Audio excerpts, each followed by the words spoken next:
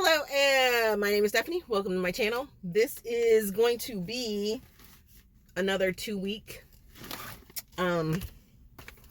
wrap up because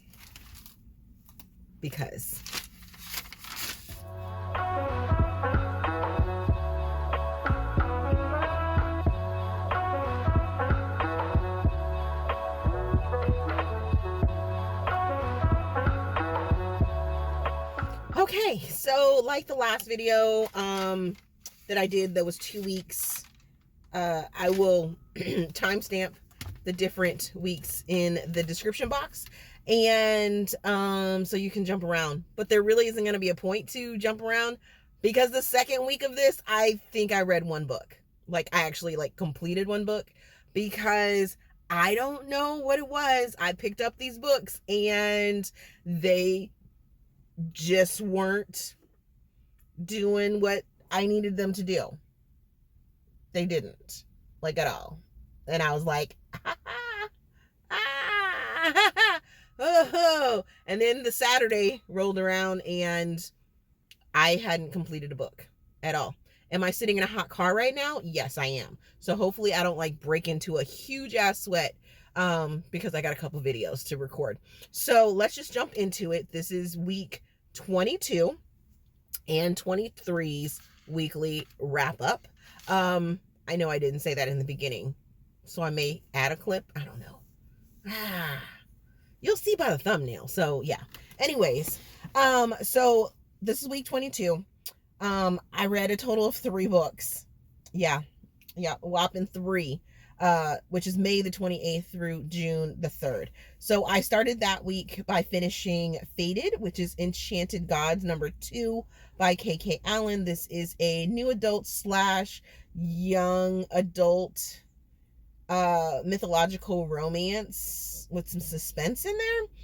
I'm giving this one 3 stars, giving it 2 Steam fans, had it as an audiobook. This is a AAPI author. And this is some secrets are revealed. We have Katrina, who is still in the love triangle with Johnny and Alex.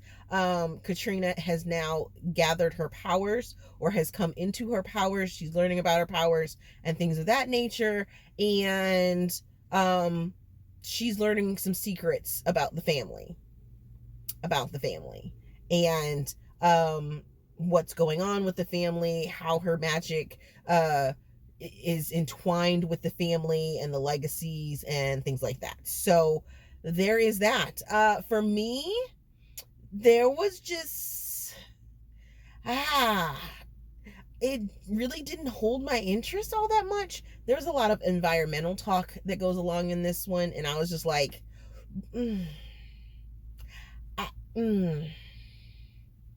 I was quite bored with it. And then, of course, the whole love triangle. That was like, yeah. If you haven't noticed, I also have my camera set up differently. And I normally am able to look into the camera, but it's in a different place. So sorry if I look weird in this video this week.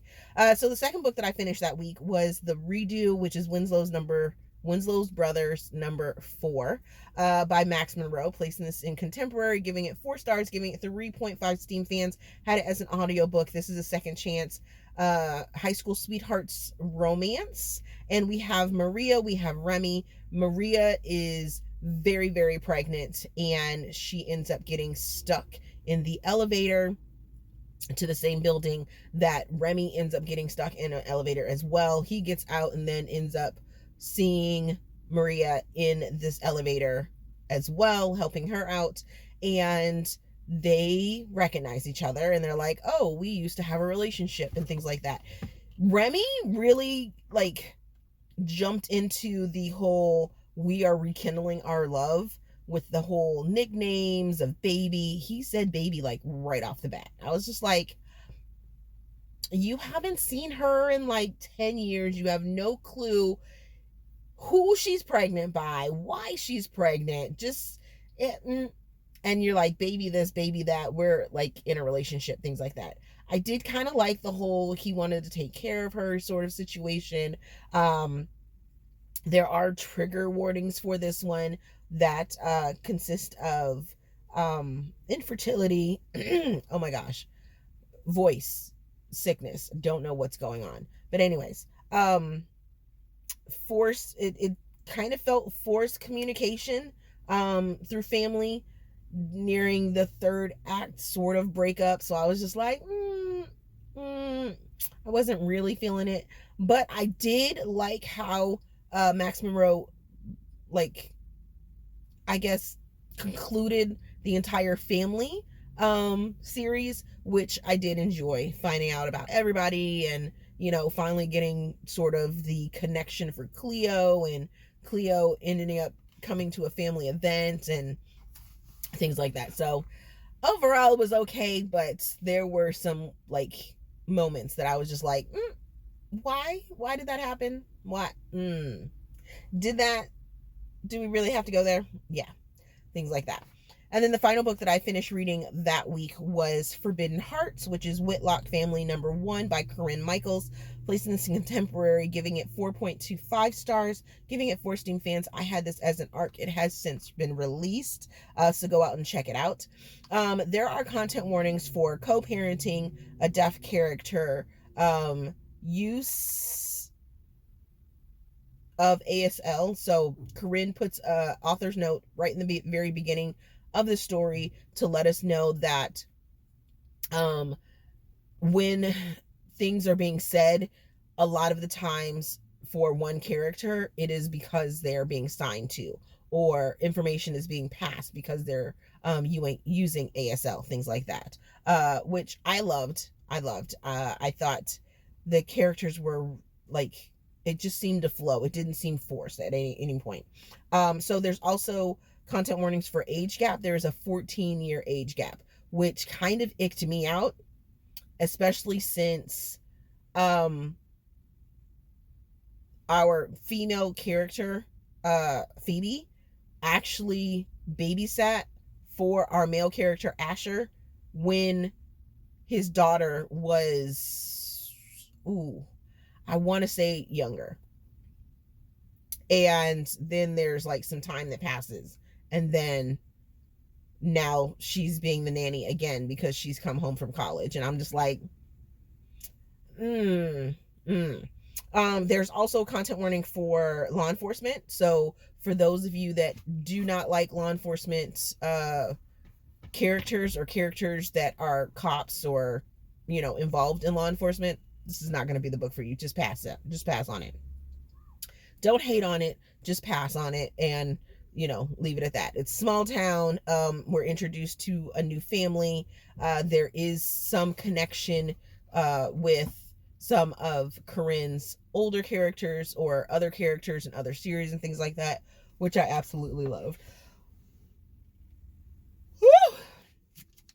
Okay, so my reading for week 23 consists of, like I said, I actually only completed one book, but I had started 5 different books. So I'll tell you about the one book that I did complete, and then the currently reads will be the books that I had started. So the one book that I finished last week was, or June the 4th through June 10th, was Yours for Now, which is a story for the Tuckerville series by Nichole. Small town black love romance, contemporary, giving it 4.25 stars, giving it 3.5 Steam fans. Had it as an ebook through KU. Like I said, this is a black author. There is secret lovers, friends with benefits, however you want to call it, sexy time. Both of our characters have issues with dealing with grief and loss and caretaking, parental caretaking, things like that. We have Shay, who is the owner of the beauty shop in Tuckerville, and then we have Avery, who is the new male nurse in the ER. That sort of takes care of Shay's mom when she ends up coming into the ER. and the two of them have an attraction. Of course, then they have a sexual relationship. They end up going on a vacation with another couple from the very first book in this small town, and I enjoyed it. There were some slow moments. And I was just like, why we got all this? And then of course there is small town drama that goes on, and I was just like, and then this it wasn't like romantic, I guess you could say. It was more on the realistic side. I can consider it a romance because there is a happily ever after, or at least a happy for now or whatever. But in the moment, it was just like, is this really? There's romantic tones, but some of the things that are happening are like, but what? Huh? Yeah.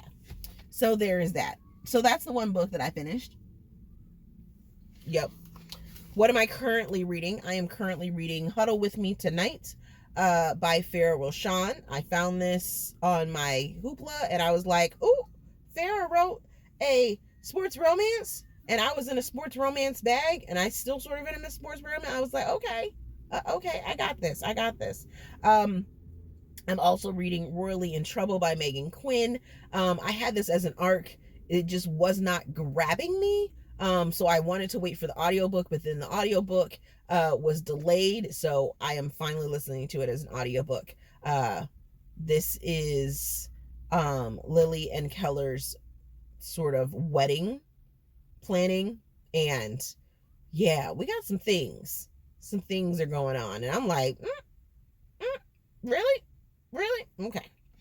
I'm also reading The Night Agent by Matthew Quirk, because I want to watch the television show on Netflix.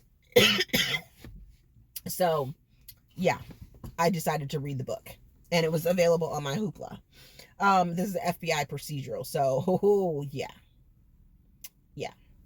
And I'm also reading Relevant Rain, which is the fourth book in the Royal Reflections series by Aleatha Romig, and I cannot wait to find out what's going to end up happening, because that cliffhanger from book number 3 had my jaw on the floor, and I can't wait for things to be revealed and for us to get our conclusion to this story. So yes, so good.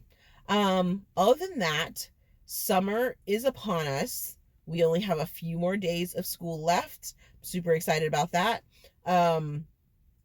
Kiddo gets his braces on in the next couple days, and that should be fairly interesting. My boys are going to their yearly AwesomeCon trip, which means we'll have people at the house, and I don't feel good.